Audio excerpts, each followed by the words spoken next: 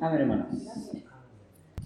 Bueno, en mi corazón durante estos meses, los últimos 3 o 4 meses, he estado haciendo un estudio bien detallado de un libro en particular que está en mi corazón durante el tiempo que estábamos en comunión, ¿verdad? Amasándonos unos a otros.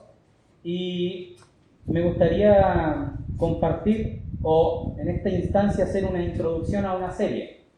¿Ya? Esta serie tiene por nombre El Cantar de los Cantares a la luz de las 7 iglesias de Apocalipsis. ¿Ya? ¿Y por qué particularmente este libro? Principalmente por lo que está pasando en nuestro entorno a medida que nos acercamos al tiempo del fin, como hoy día proclamaban nuestros hermanos en la mesa de que el Señor viene pronto y es una realidad.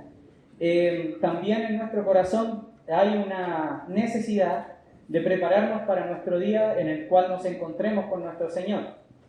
Y esta preparación está expresada a lo largo de toda la Escritura, diferentes tipologías desde Génesis hasta Apocalipsis, aún el mismo Señor Jesucristo en el Mateo 24, 25, en algunos otros evangelios, las cartas de Pablo, 1 y 2 de Tesalonicenses, el apóstol Pedro en sus epístolas, el apóstol Judas en su epístola, el apóstol Juan en tercera de Juan, nos insta a prepararnos a una constante preparación, no solamente de estar con ánimo de que venga el Señor, sino también de cómo está nuestro corazón.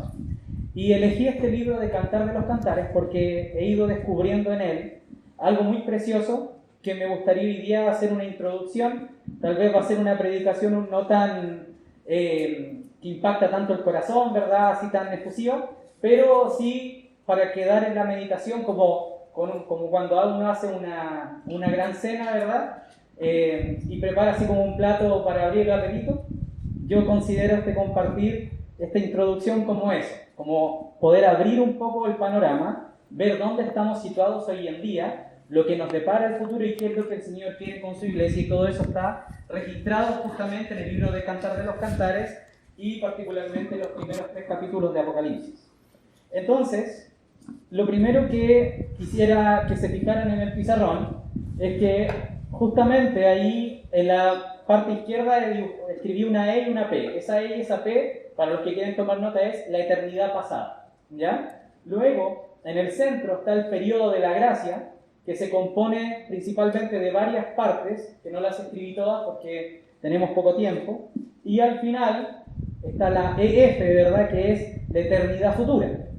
Entonces, un poco lo que nosotros vemos en las Escrituras es que tenemos 66 libros que el Señor, por su benevolencia y también por su autoridad, se nos han reservado. Hay más libros, ¿verdad?, que otras religiones o otros grupos de hermanos creyentes en Cristo consideran, pero lo que el Señor nos ha permitido a nosotros percibir por el Espíritu son estos 66 libros que se les fue dada a la iglesia principalmente para conocer a Dios, ¿ya? El primero de estos libros, que nosotros conocemos como Génesis, tiene una palabra en hebreo muy importante, que es la palabra Bereshit, ¿ya? Así comienza el libro de Génesis. Cuando uno va a Génesis 1:1, uno lee en el principio. En hebreo, ahí la primera palabra que aparece es Bereshit. Luego dice, creó Dios. Bereshit bara Elohim, ¿ya? Eso es en hebreo. Y esa palabra Bereshit tiene una instancia que nos va a dar a entender de este orden que está acá atrás, ¿ya? Algunos teólogos esto lo denominan como el periodo previo a la creación, ¿ya? Donde hay una eternidad, donde Dios estaba con Cristo en una delicia mutua. Ellos no habían creado nada aún, estaban en una unidad perfecta, en una luz inaccesible, como dicen algunos salmos, donde Dios solamente se complacía en su propia persona, pero solamente en la persona de Cristo, mirándose mutuamente, como dice Juan, el Evangelio, capítulo 1, verso 1, ¿verdad? En el principio era el verbo, y ese era, es esa palabra en griego que habla de que está frente a frente a otro de igual magnitud y manera. Era el verbo, y el verbo era con Dios, y ahí conecta de que ese en el principio era el verbo, y el verbo era con Dios, y el verbo era Dios, es una comunión íntima donde hay dos personas que se admiran mutuamente y encuentran todas sus necesidades y todo su ser se complementan a la perfección. ¿Ya? Y ese Bereshit está también en Primera de Juan, solamente que en el griego. Ahora, Bereshit se compone de dos palabras, es una palabra muy importante para nosotros. Se divide en una preposición, ¿ya? Y esta palabra es la que nos importa más, ¿ya? Bereshit es hablando de el tiempo, ¿ya? Y Reshit significa cabeza o principio o inicio.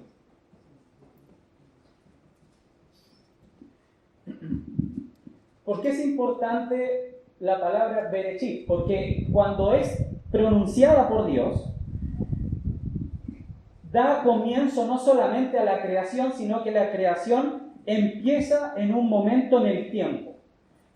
¿Por qué es importante? Porque justamente sus partículas nos determinan que en el poder de Dios, cuando Él dice y comienza a crear, en ese instante comienza la ampliación del tiempo, comienza a haber un cronos, ¿ya?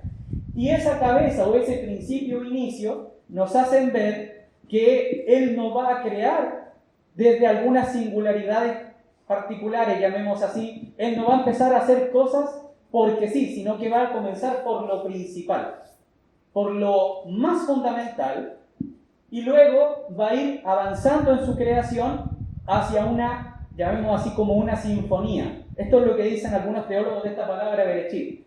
Ustedes cuando escuchan una sinfonía de algún autor de renombre, de peso, ¿verdad? Hablando de Mozart, hablando de estos hombres geniales de la historia, ¿verdad? Que compusieron cosas maravillosas, Beethoven y todos estos hombres, ellos comienzan con un tono que da a entender de que viene algo mayor, como un clímax. Es como cuando uno escucha ese redoble y que comienza suavecito y se pone mucho más fuerte, y de repente viene el momento como intenso. Ese Bereshit está dando a entender de que la creación va a comenzar a ser manifestada por Dios, orquestada por Dios, hasta un momento sublime, un clímax maravilloso, ¿ya? Por eso es importante esta palabra. Con este Bereshit se da inicio a toda la creación, ¿verdad? Lo que nos compartía el hermano Israel la reunión pasada, hablando acerca de esa luz que Él crea, ¿verdad? Esas obras que Él hace, ordena la tierra, comienza a formarla, pone al hombre en la tierra, forma al hombre en el momento adecuado, trae a la mujer a la creación, el hombre cae claramente, ¿verdad?, por la astucia de la serpiente, y luego comienzan a acontecer toda la historia del hombre. Esos puntos los podemos nosotros determinar como la preparación para el clímax, ¿ya? Una vez que nosotros llegamos al periodo de la gracia, y aquí me estoy saltando hartas cosas, hermanos, tal vez se las voy a mencionar por causa del orden, y en la eternidad pasada, paréntesis hermanos, en la eternidad pasada nosotros encontramos tres aspectos. La primera es el consejo divino, donde Dios determina la creación del hombre, la creación de todas las cosas. En el segundo punto está la creación de los ángeles, que hay una instancia en esa eternidad pasada donde los ángeles vienen a la existencia, y luego la caída de Satanás. Luego de eso, Dios comienza a crear, y ahí comienza el periodo de nuestro presente, hablando de todo lo que compone la historia del mundo y del universo. Y en esta está la creación de la tierra, la creación del hombre, la caída del hombre, el peregrinaje del pueblo de Israel, la venida de Cristo, el periodo de la gracia, la segunda venida de Cristo, el milenio y los tribunales, tanto de Cristo como de Dios. Y en la eternidad futura tenemos la Nueva Jerusalén y el periodo de las glorias venideras, ¿ya? Entonces, nosotros estamos ubicados justo aquí en el centro, en este instante. No hemos avanzado hacia el próximo punto y tampoco estamos antes, estamos justo en el medio. Y ese medio es importante, porque todo esto concluye con el último libro de la Biblia, que está justo antes de pasar a la eternidad futura, que es Apocalipsis. La palabra Apocalipsis viene de una raíz griega que quiere decir revelación o manifestación de lo que estaba oculto. Yo sé que hemos compartido esto, pero si algún hermano no había estado en la predicación anterior, Apocalipsis es como si yo pusiese este jarro de agua, ¿verdad?, y lo tapara con el mantel. Ustedes no saben lo que hay ahí, y yo les muestro, esto es lo que había. Esa es Apocalipsis, revelación, es una manifestación, pero de lo que estaba oculto, ¿ya? ¿Por qué es importante Apocalipsis? Porque justamente la primera palabra con que comienza el libro de Juan es la revelación de Jesucristo que Dios le dio. Así comienza el libro de Apocalipsis, o sea, Apocalipsis, esa es su palabra clave. Ahora bien, como Dios había dado un berechit, o sea, va a comenzar a orquestar para llegar a un clímax, el libro de Apocalipsis nos está mostrando solamente por su nombre que justamente ese clímax es cuando se revela la realidad de los misterios. Entonces el momento del clímax es Apocalipsis. Berechit comienza la orquesta y el momento más cúspide, más álgido de todo lo que se había diseñado, elaborado, planificado por Dios, va a llegar en el momento del Apocalipsis. Y justamente cuando nosotros leemos Apocalipsis 10, si me acompañan en sus Biblias, hay un momento exacto donde esto ocurre y el Señor no lo esconde a nosotros, sino que lo comparte. Y dice así, capítulo 10 de Apocalipsis, verso 7.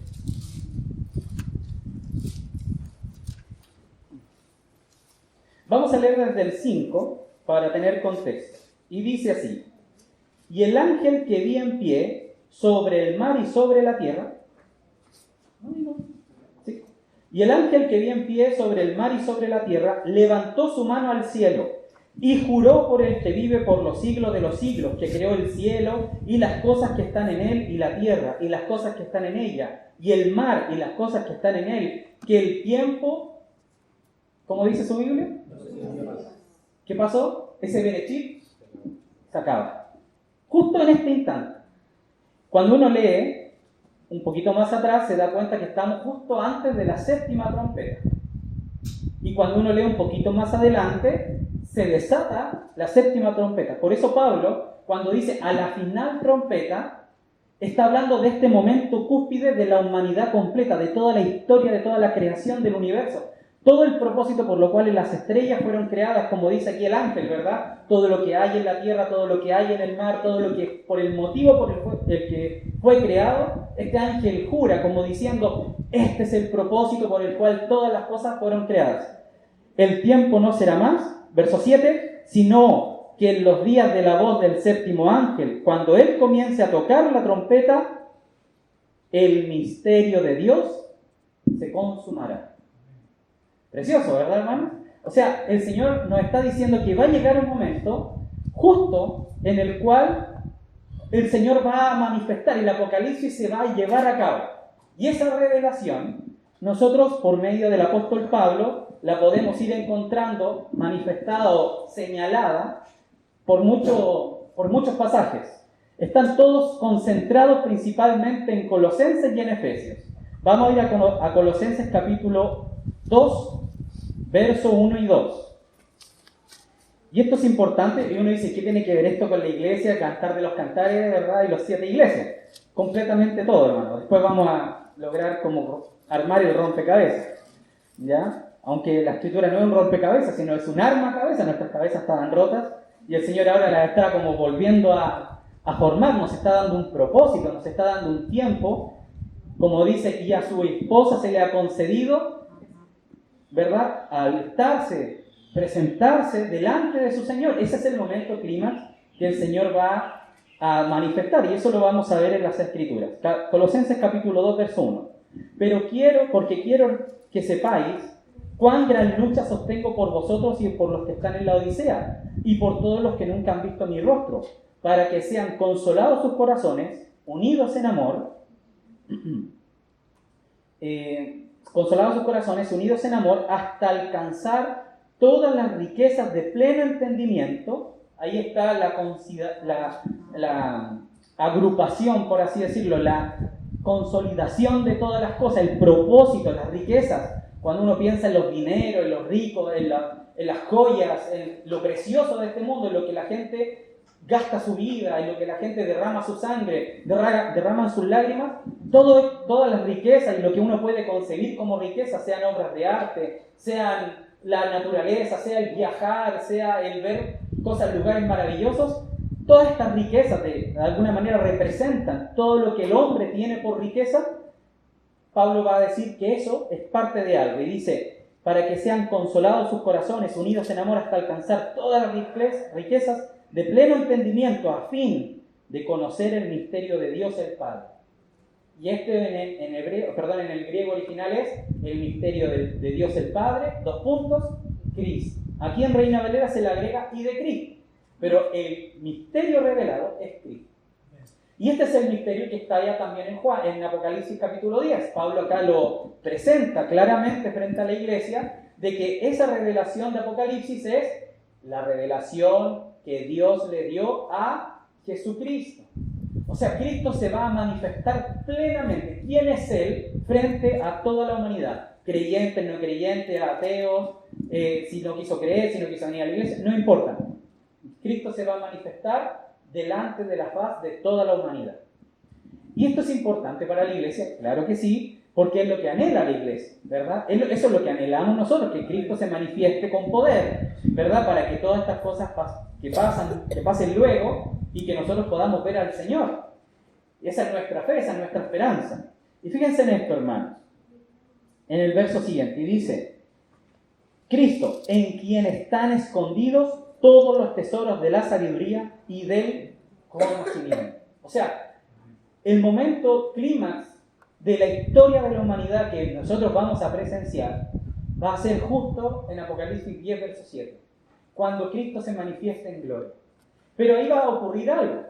Cuando nosotros leemos un poquito más atrás, allá en Juan 17, justamente Cristo compartiendo de esto, que a veces nos dejó algunas pistas en las Escrituras y uno las pasa un poquito por alto.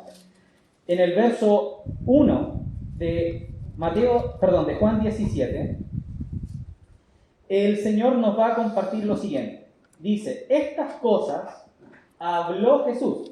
Recordemos que Juan 17 es la oración intercesora o sacerdotal de Cristo. En Juan 17 está toda la oración cuando el Señor habla, Señor, guarda a los que crean en mí por causa de ellos, que sean uno, así como tú y yo somos uno. Todos esos versículos están dentro de esta oración. Pero esta oración comienza así. Estas cosas habló Jesús. Levantando los ojos al cielo dijo, Padre, la hora ha llegado. Glorifica a tu Hijo para que también tu Hijo te glorifique a ti. Como le has dado potestad sobre toda carne, para que dé vida eterna a todos los que le diste. Y esta es la vida eterna, que te conozcan a ti, al único Dios verdadero, y a Jesucristo, a quien has enviado. Yo te he glorificado en la tierra, he acabado la obra que me diste que hiciese. Ahora pues, Padre, glorifícame tú al lado tuyo, con aquella gloria que tuve contigo antes que el mundo fuese. Ahí está hablando de la eternidad pasada. Entonces, ¿qué quiere decir esto? Esa oración pareciese ser que está aún en una manifestación progresiva. Cristo se presentó delante del Padre cuando fue enviado el Espíritu Santo, donde está allá en Hechos capítulo 2. Pero aún falta una parte cuando dice, para que todos vean con aquella gloria. Esa parte aún no se manifiesta porque esa es la gloria que Cristo trae cuando venga en su segunda venida y aparezca Apocalipsis 17. Entonces, ¿qué sucede? Cristo está esperando que el Padre glorifique ahora a ojos, a todos los ojos, a todas las personas, que lo podamos ver en su gloria. Esa parte aún no está cumplida de esta oración sacerdotal del Señor. Se cumplió solamente en el templo de Dios cuando Cristo ascendió y presentó su sangre y pudo venir el Espíritu Santo y cayó sobre esas 120 hermanos que estaban ahí en oración esperando la venida del Espíritu Santo, dando inicio al periodo de la gracia. Entonces, nosotros vemos, hermanos, que este conocer a Cristo aún no lo vamos a tener a cabalidad, en un 100%. Nosotros, ¿cómo conocemos al Señor? Por espejo, reconociendo que su Escritura es como un espejo que nos permite ver al Señor pero cuando le veamos cara a cara, ¿se acuerdan de ese versículo? Entonces le conoceremos tal como Él es. O sea, falta esas partecitas. Es como que el Señor nos ha dado como estos, ¿cómo se llaman estos canapés? Se llaman cuando como que preparan antes de la cena formal, antes de la exquisitez, antes del plato de fondo. Están los pancitos, ¿verdad? Estos son canapecitos, cosas que el Señor nos ha ido alimentando, los bocadillos, para que nosotros podamos verle plenamente. Entonces nosotros ahora, claro, estamos en debilidad, turbados, a veces no creemos en el Señor, tenemos por tardanza a veces la venida del Señor, sí, todo eso en nuestra humana manera de ver al Señor puede ocurrir, pero va a llegar un momento en que el Señor va a tomar a su iglesia y se va a presentar cara a cara con ella. Entonces la iglesia tiene que tener una instancia previa para prepararse para ese momento, porque juntamente con Cristo, el clímax de la historia, fíjese hermano que usted va a participar de eso. ¿Qué le parece? Que usted no es simplemente, no hermano, que el Señor me salvó y yo estoy tan agradecido. Pero no es solamente eso, el Señor va a poner el centro de todas las creaciones, de todo el conocimiento de sus riquezas, en el momento en que Él consuma su matrimonio con su esposa. Fíjense en esto, Efesios capítulo 1, vamos un poquito allá, rápidamente, versos 9 y 10, dice: dándonos a conocer el misterio de su voluntad. Acá Pablo habla ahora de otro misterio, antes estaba el misterio de Cristo, ahora nos va a hablar del misterio de la voluntad del Padre, y dice: dándonos a conocer el misterio de voluntad, según su buena voluntad o beneplácito, el cual se había propuesto en sí mismo. ¿Cuál es? De reunir todas las cosas en Cristo, en la dispensación del cumplimiento de los tiempos, así las que están en los cielos como las que están en la tierra. Eso aún no ocurre. ¿Se dan cuenta? Pablo aquí está orando, ¿verdad? Está intercediendo por los Éfesos y diciendo: Señor, ahí en el verso 3 dice: bendito sea el Dios y Padre de nuestro Señor Jesucristo, que nos bendijo, y ahí habla de lo que el Señor ha ganado. Luego habla de cómo lo ganó, pero ahora en el verso 9 y 10 va a cerrar esa oración, o va a darle como un final a esa petición en su oración, en sus rogativas, para que nosotros comprendamos que hemos sido llamados al momento más importante del diseño de este universo. Que usted, hermano, usted, hermana, joven, jovencita, su vida está para ser manifestada con Cristo. En ese momento en que Dios revela a Cristo, hay un misterio que está escondido en Cristo. Así como Cristo estaba escondido en Dios, Israel como pueblo no pudo ver al Cristo, lo crucificaron, entonces ahora el Padre manda a Cristo a la época de los gentiles, que somos nosotros, para que nosotros le tengamos por precioso, y Él ahora nos esconde en Cristo, para que nosotros ahora seamos revelados con Él en su segunda venida. No es solamente que Él se manifiesta a nosotros, sino que también nosotros nos presentamos delante de Él. Y esto es lo importante, que a veces la segunda venida, y muchos hermanos predican: Señor, que venga Cristo. Sí, pero eso consta de dos eventos. Uno es que Cristo viene y se manifiesta, y el otro es que nosotros nos vamos a manifestar a Él. O sea, todo lo que hemos hecho, todo lo que hemos dicho, todo lo que hemos pensado, todas nuestras obras, sean buenas o malas, estarán entonces reveladas delante de Dios y de todos sus santos. Y por eso es importante, y Pablo dice: pongámonos a cuenta con el Señor, estemos apercibidos, estemos sobrios, estemos pensando, estemos anhelando. Porque si yo quiero que venga el Señor, pero no me preparo, voy a sufrir consecuencias que están allá en Mateo 24. Que se manifiesta de entregas de grupos, ¿verdad? Unos que fueron a trabajar en la viña, se portaron mal, esclavizaron a sus hermanos, los golpearon, fueron duros. Otro grupo es considerado como una virgen que no guardó aceite en sus lámparas o en sus vasijas y se le apagó la luz. ¿Se acuerdan? Justo antes que viniera el esposo se le apagó la luz. Y hay otro grupo que tenían que tener trabajo, que se les fue dada y se les otorgó un trabajo para el Señor, y no multiplicaron sus ganancias, y el Señor también los corrige. Entonces la obra de la iglesia en este último tiempo, y nuestra preocupación como iglesia, hermanos, es que estemos apercibidos, que estemos esperando al Señor, y el Señor es tan bueno y misericordioso que Él nos va a dar herramientas para que podamos estar apercibidos, nos ayuda a estar apercibidos. No nos dice: apercíbanse. Ya, usted prepárese solito. No, nos da herramientas. ¿Ya?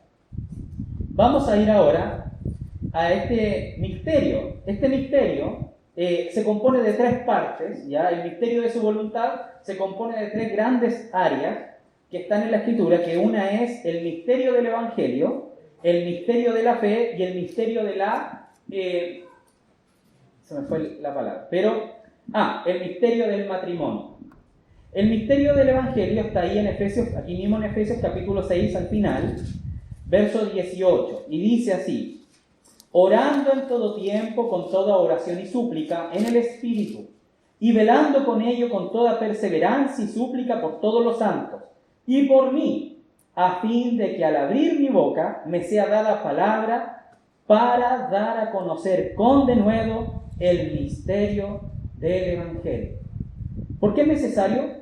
Porque para que se lleve a cabo el misterio de su voluntad, de que se reúnan todos los hombres en Cristo y formen ese cuerpo glorioso, ¿verdad? Esa unidad, ese Cristo en su perfecta unidad con su iglesia, nosotros necesitamos el Evangelio. Porque nosotros somos introducidos al cuerpo de Cristo por el Evangelio.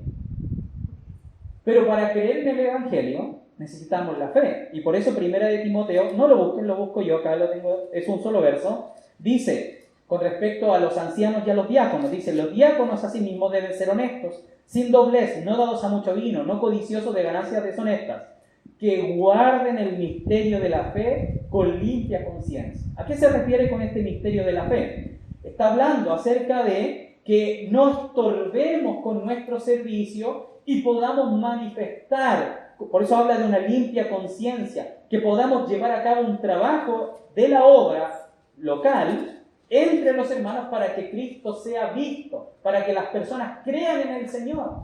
Imagínense, el Señor me da un encargo a mí de representarlo entre los hermanos y yo ando a ustedes con insultos, patadas, golpes y burlas. Voy a hacer que su fe diga: esta iglesia no funciona. Es mejor que vayamos a un club social. Es mejor que vaya a un club de ajedrez. Si me gusta jugar ajedrez, voy a un club de ajedrez. Pago mi inscripción, voy a ir a todos los días. Si me gusta el fútbol, voy al club de fútbol. Si me gusta esto. Pero nosotros hemos sido llamados a gustar a Cristo.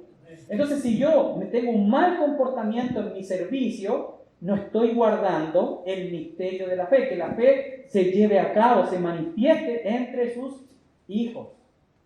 Y este es un consejo para ancianos y también para diáconos, porque tiene que ver con que nuestra predicación, nuestro servicio entre la casa del Señor sea para que el misterio de la fe y los que vienen llegando sean introducidos por el Evangelio a Cristo, para que se lleve a cabo el misterio de su voluntad. O sea, todo esto está coordinado por Dios.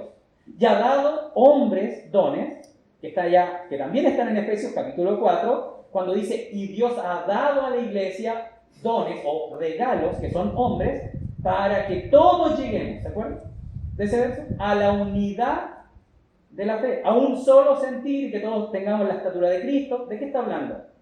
Justamente de esto mismo. Porque el libro de Efesios, hermano, es considerado tan precioso justamente por esto. Porque revela las instancias de la iglesia local para prepararse para el día de la venida del Señor Jesús. Si no, estamos perdiendo el tiempo, hermanos.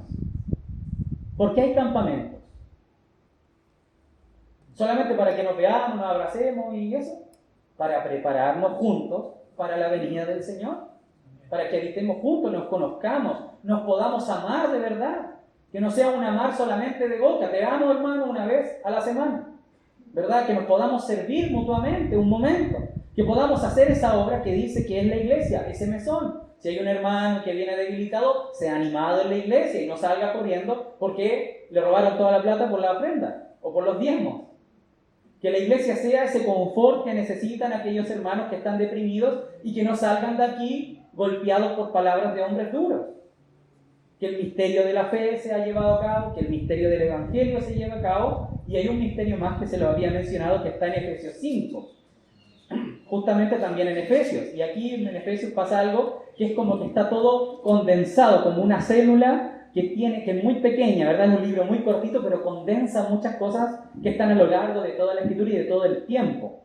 Efesios 5, capítulo 21. Vamos a ir leyendo. hablando del matrimonio, ¿verdad? Pablo acá hace una alegoría del matrimonio. Ciertamente aquí podríamos hablar del matrimonio humano, pero esto tiene un propósito. Vamos a leer más adelante, no del 21, sino del 29. Dice: porque nadie aborreció jamás su propia carne, sino que la sustenta y la cuida, como también Cristo a la iglesia, porque somos miembros de su cuerpo, de su carne y de sus huesos.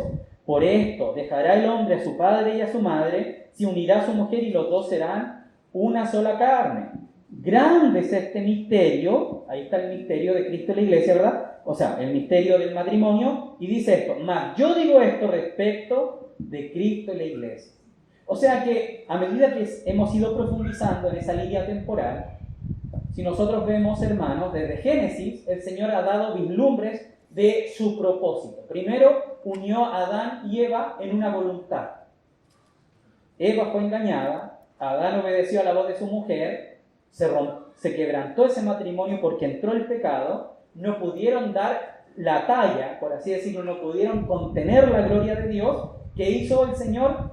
Mandó entonces la ley por causa de las transgresiones momentáneamente para que los hombres pudiesen ser salvados en Cristo, no en la ley, en Cristo, acusados por la ley, santificados en Cristo, salvados en Cristo, pero no solamente salvados, sino que ahora reunidos, como decía ya en Efesios, reunidos en Cristo.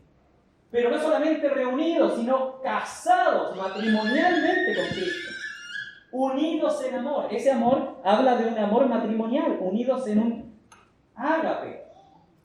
No solamente tú con tu hermano, tú con Cristo, y entonces te encuentras con tu hermano. Porque aquí hay cosas, hermanos, que son generales, ¿verdad? Que son de una manera colectiva, como iglesia local, pero también son personales e individuales. Y en esto, hermanos, debemos tener mucho ojo, porque Pablo ciertamente nos llama a amarnos unos a otros, tú a mí y yo a ti, eso es colectivo.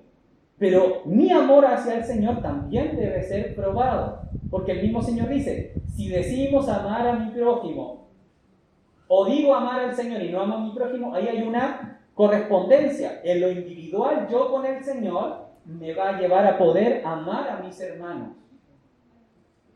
Si yo no tengo comunión con el Señor, no puedo tener comunión con mis hermanos, y eso se percibe por la intención del corazón. Entonces el Señor nos va a preparar, nos dio esta iglesia local como una preeternidad. Si aquí no podemos tener comunión 100, cuando seamos miles de millones, va a estar complicado. Si no me motivo acá, hermano, va a haber muchas complicaciones allá, y el Señor va a tener que pasarme por un periodo, ¿verdad?, para santificarme y purificarme y prepararme, porque no me preparé acá, que he llamado el lloro y el crujir de dientes. Yo no quiero que ninguno de nosotros esté allá, hermano.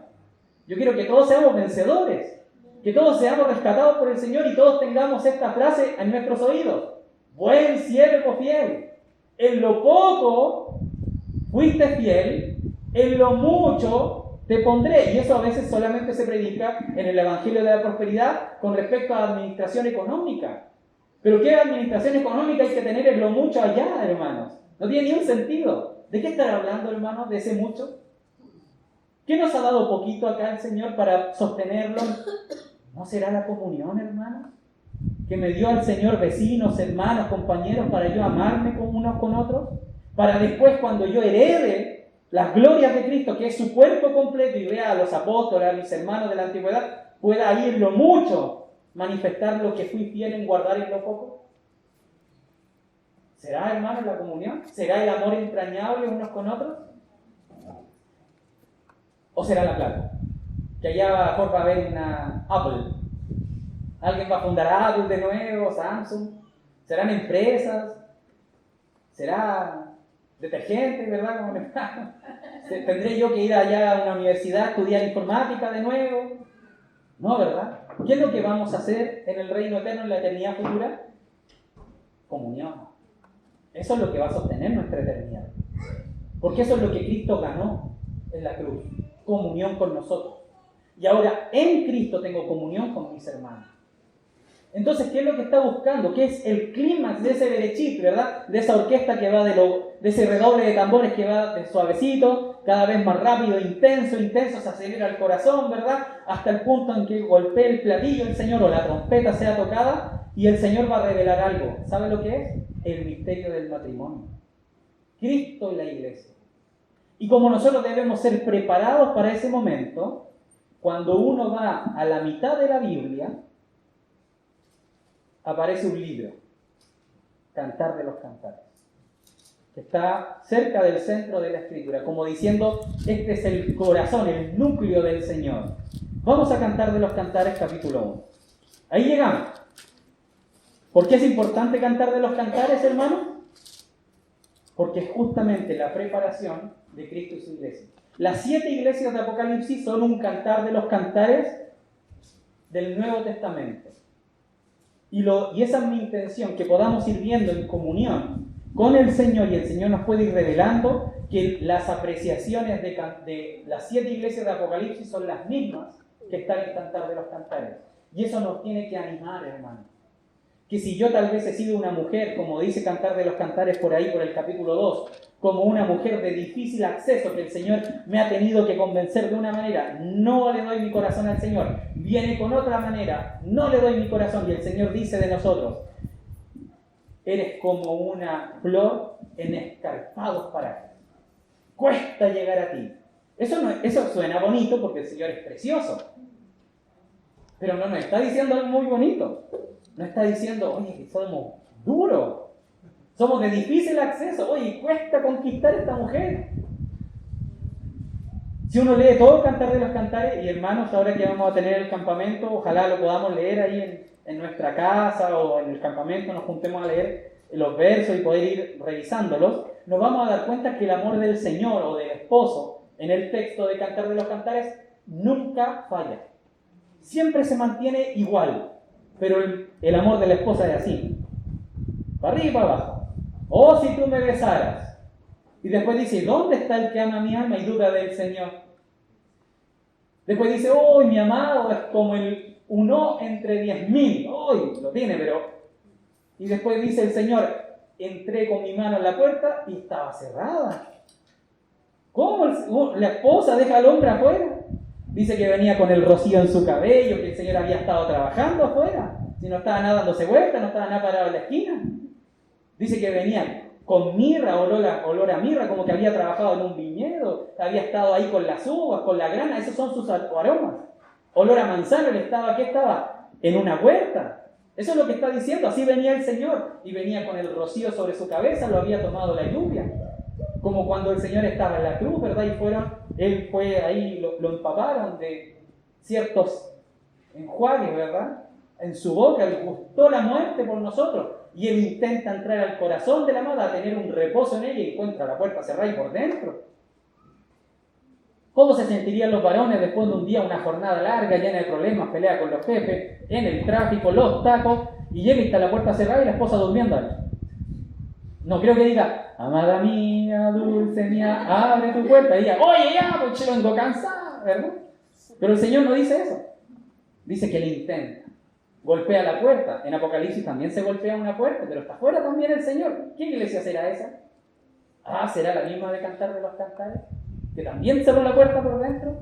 Y a las 2 hace lo mismo. Y el Señor le dice, claro, en Apocalipsis es más duro el Señor porque es la revelación. Ya no le dice en poesía. Se lo dice directo. Pero acá, ¿qué hace el Señor? Golpea la puerta y luego mete la mano, intenta entrar y forzar.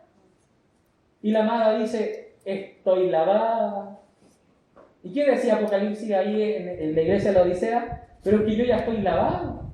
No tengo necesidad de nada, ni necesidad del Señor. Porque cuando dice de nada, es nada. ¿Qué necesidad tenía la iglesia ahí en la Odisea? No tenía necesidad del Señor porque ya lo tenían todo. Me he enriquecido. ¿Y cómo está la iglesia en Cantar de los Cantares? En esa iglesia que ha cerrado su corazón, estaba lavada, estaba en su camita, no estaba atribulada, estaba tranquilita, pero tenía al Señor afuera. ¿Qué nos dice eso? Que tal vez mi corazón puede estar apacible, pero puedo tener al Señor afuera. Que yo tal vez siento que estoy en un momento súper tranquilo de mi vida, exitoso, Pero cuidado, podemos tener al Señor afuera. Y ese es el engaño de la Odisea, y ese es el engaño de este tiempo. ¿Cómo están las iglesias? Pensando que lo hacemos excelente. Pero hay muchas iglesias, y esperamos que el Señor nos ayude si hemos tenido al Señor fuera de nuestro corazón. Él quiere entrar, Él va a golpear. Y no solamente golpear, en Apocalipsis dice, y da el dagonazo, le pega con el pie a la puerta. Oh. No le pega con este pie. Con este, ahí sí. ¿Verdad? Le da el dagonazo, quiere entrar, él tiene la intención, pero la iglesia no deja que entre el Señor. Y hay una tira y afloja. Y empieza esta discusión, Señor, si yo te he servido, ¿por qué me pasa esto? ¿Y por qué pasa esto, Señor? ¿Y por qué está así mi esposa? ¿Y por qué mis hijos están así? ¿No será que tenemos al Señor afuera de esas decisiones? Y el Señor quiere entrar y nosotros estamos forcejeando. Ahí hay que analizar, ¿verdad? Hay que ayudarnos con la palabra, porque eso es lo que el Señor busca, que estemos preparados. Cantar de los Cantares 1. Verso 1. Cantar de los Cantares. Justamente el libro se llama como su primera frase. Cantar de los Cantares. Este es un superlativo, ¿ya? Esta frase, cantar de los cantares, es un superlativo y tiene que ver con algo que está en Primera de Reyes. No lo busquen, anótenlo si quieren. Primera de Reyes 4:32. Dice, hablando de Salomón, y compuso 3.000 proverbios. Si alguien se cansa de leer el libro de Proverbios, démosle gracias al Señor que quedaron ahí unos pocos. El resumen, la sintaxis nomás, ¿verdad? Porque eran 3.000 de Salomón. Y sus cantares fueron 1.005. O sea que este que tenemos, que es uno, es el más importante de 1.005 que escribió Salomón. Este es el cantar por excelencia. Este es el que usó el Señor. De los 1.005, yo me imagino al Espíritu Santo así con los pergaminos de Salomón ya. Mi hijo tuvo revelaciones, nada, en todo esto. El hombre más sabio de la tierra, ¿verdad? Y el Señor tomó este. Este es para la iglesia. Vamos a Efesios. Deja ahí su dedo en Cantar de los Cantares. Vamos a Efesios, capítulo 2, verso 10. Para ver una cosita muy importante, porque este Cantar de los Cantares nosotros lo podemos leer, pero ustedes Cantar de los Cantares. ¿Cómo, hermano? ¿Sí existe Cantar de los Cantares? Sí, pero ese Cantar de los Cantares somos nosotros, cada uno en lo individual y también en lo colectivo. Miren, Efesios capítulo 2, verso 10. Pero vamos a leer del 4, para ver el contexto. Dice así: pero Dios, que es rico en misericordia por su gran amor con que nos amó, aun estando nosotros muertos en pecados, condición pasada, nos dio vida juntamente con Cristo. Ahí está la salvación. Por gracia sois salvos. Y juntamente con Él nos resucitó. Ahí está lo que el Señor nos hablaba con el hermano Rubén. ¿Se acuerda que morimos al yo y ahora estamos resucitados en Cristo? Aleluya. Y asimismo nos hizo sentar. Es como que vamos del cementerio a la gloria, ¿verdad? Estábamos muertos, nos resucita, nos sienta en los lugares celestiales con Cristo Jesús. Y tal vez uno podría decir, ya ahí no, Señor, aquí estoy bien, déjame aquí. Pero el Señor quiere seguir subiendo para mostrar en los siglos venideros las abundantes riquezas de su gracia en su bondad para con nosotros en Cristo Jesús. Porque por gracia sois salvos por medio de la fe. Ahí están los dos misterios del Evangelio y de la fe. Y esto no de vosotros, pues es don de Dios, no por obras, para que nadie se gloríe. Y Pablo tiene que hacer ahí una apreciación. Recordemos que estamos en tiempos donde los Gálatas habían sido infectados por los de la circuncisión, que ellos ahí ese verso no lo aceptan. Pablo lo tiene que introducir por causa de esas doctrinas herejes. Y luego dice el por qué. ¿Por qué usted salió de la muerte de los pecados? ¿Por qué usted fue resucitado en Cristo? ¿Por qué usted fue sentado juntamente con Cristo en lugares celestiales? Porque somos hechura suya. Esa palabra hechura, hace un tiempo atrás la habíamos compartido, pero hoy día quiero hacer un anexo, hablando de años, que se compartió de la hechura. Voy a terminar el verso para pasar a la hechura. Dice, porque somos hechura suya, creados en Cristo Jesús para buenas obras, las cuales Dios preparó de antemano para que anduviésemos en ellas. Ese es el producto de ser hechura. ¿Qué es una hechura? La palabra en griego es poiema, como poema pero con una i, un triptongo ahí. Poiema, ¿ya? Esta palabra no significa poema, a pesar de que es una transliteración al castellano directo del griego. Poema es poema. Pero la traducción de poiema es aquello que ha sido hecho una obra de artesanía para ser vista.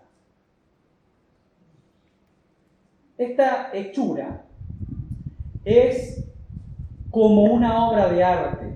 A pesar de que la palabra hechura tiene que ver con que alguien hace una obra, ya sea con las manos, a eso se refiere hechura, sea un vestido, que él normalmente donde se ocupa ese término, que es donde normalmente más se ocupa en lo que es la gente que diseña ropa, habla de las hechuras, pero la palabra hechura no solamente con el tema de, ¿cómo se llama cuando se habla de lo de la ropa?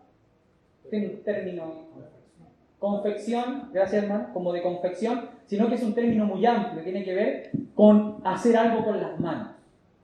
Entonces, cuando el Señor Jesucristo dijo, porque yo edificaré mi iglesia, Él no estaba hablando de que Él la iba a edificar con palabras, en el sentido de con su voz, como en la creación pasada. Cuando Dios forma al hombre, Él tiene el cuidado de hacerlo con sus propias manos. Dios no dice, sea el hombre, como si lo hizo con los animales, con la luz, con el mar, con la tierra. Él dice, hagamos al hombre. Y dice, y tomó Dios. ¿Qué tomó? El barro, ¿verdad? La dama.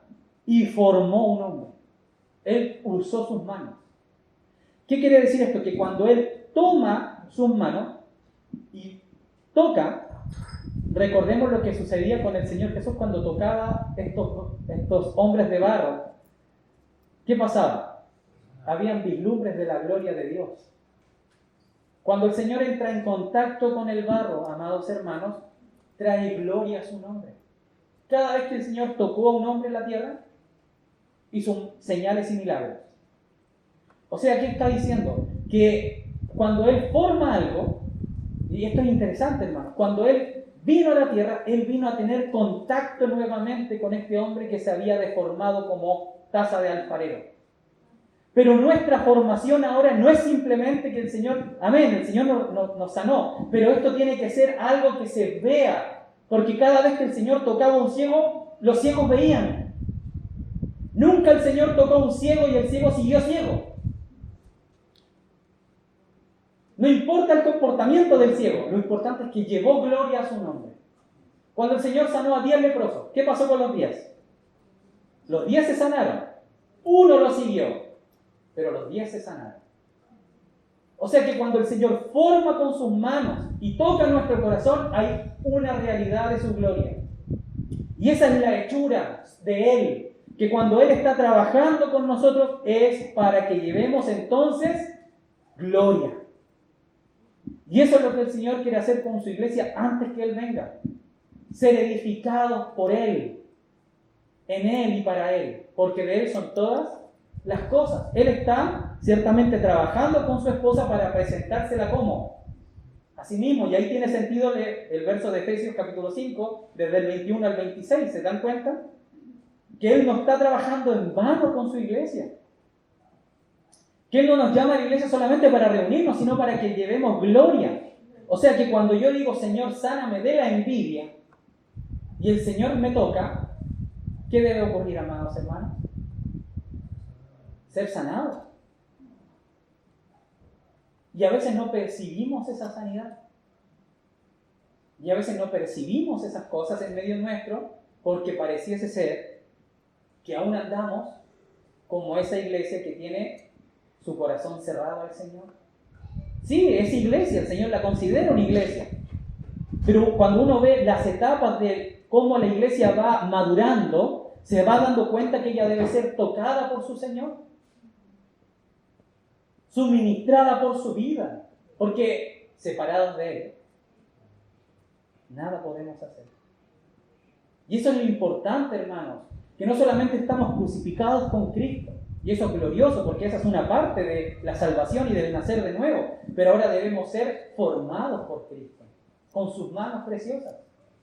Y eso es lo que va a relatar todo Cantar de los Cantares, hasta que llegue a la mujer madura de Apocalipsis 21, que también hay una mujer madura, la esposa ya, la mujer madura que tuvo intimidad con su Señor y ahora ella tiene el Espíritu de su Señor en su corazón y dice, y el Espíritu y la Iglesia, ya no es el Espíritu solo hablando, ahora la Iglesia también proclama, ven Señor Jesús. Que nosotros no anhelemos que el Señor venga solamente para que termine la deuda que tengo a 30 años del departamento, ¿verdad? No, Señor, ven pronto, así no tengo que seguir pagando el departamento. Señor, ven pronto porque no quiero trabajar 30 años, dirá alguien que está recién entrando a lo laboral, ¿verdad? Oh, que venga el Señor, no quiero estar como los hermanos que llevan 25, 30, 50 años trabajando en una empresa.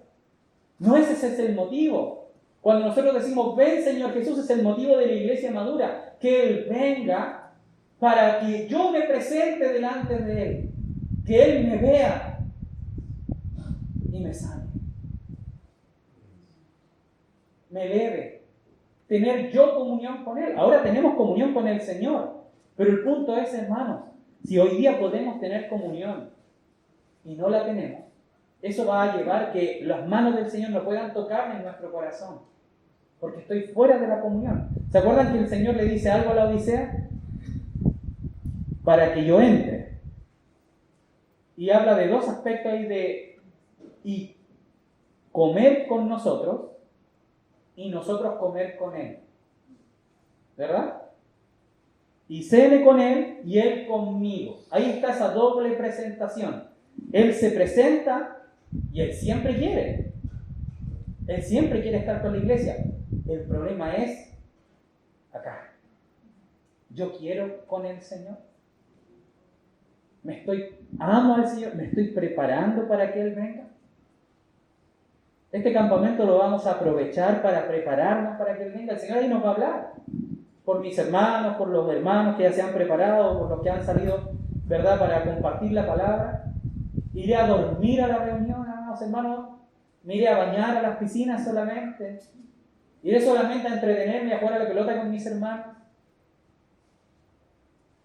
Como decía el hermano Osvaldo antes, ¿verdad?, que los momentos de la reunión sean un momento precioso para nosotros, con la comunión con mis hermanos de las localidades. Que sea un momento en el cual yo pueda amar al Señor en comunión con mis hermanos, que no esté ahí quedándome dormido o luchando, ¿verdad?